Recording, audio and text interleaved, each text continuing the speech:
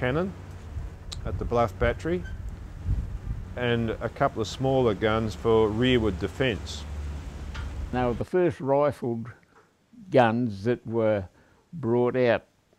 They were brought over on the Kangaroo, and there were several teams of horses used to transport them from the Bellerive Wharf up here to the fort. There were quite a few interesting myths, like the secret tunnel from Bluff House, our house, to the fort.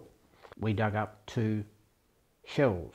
Those 2 shells belonged to the 8-inch guns, the 2 existing guns on the fort. This is a 6-pounder cannon of Napoleonic era from the 1860s. It is manned by a crew from the Southern Tasmanian Volunteer Artillery, and we fire this cannon every year annually on the anniversary of the firing of the first shot from the Bellerive Bluff battery. Fire! The battery was officially opened in 1885 and manned by volunteers.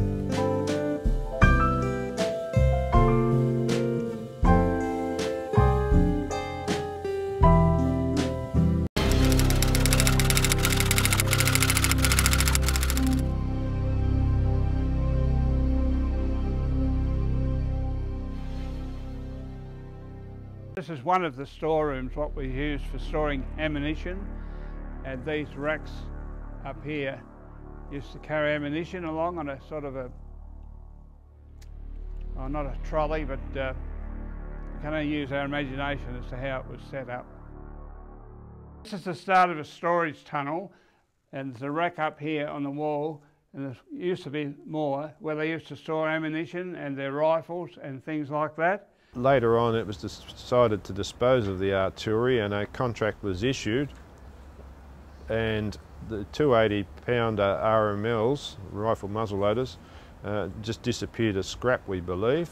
Part of our family history passed down by my father was that one of his relatives obtained permission to scrap these cannons for scrap metal. They took the first one, which was nearest Bellerive, loaded up with explosives and set it off, and bits landed all over Bellerive. I've heard we do have one piece at our place which Dad found in the backyard of the house many years later. I have been told that the other 4-inch cannon that they didn't blow up for scrap for the Japanese was actually being buried here in the moat. The Scouts had a close connection with the fort in the 1930s.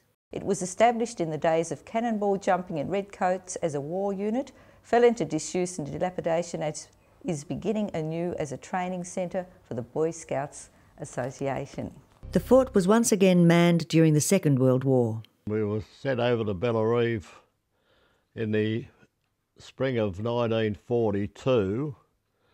They had, the guns they had at that stage were 25-pounders, and the idea was to protect Hobart in case there was a Japanese invasion. We operated searchlights, and at one stage we had one up in the fort there, worked by heat which fused 2 carbons together, forming the light.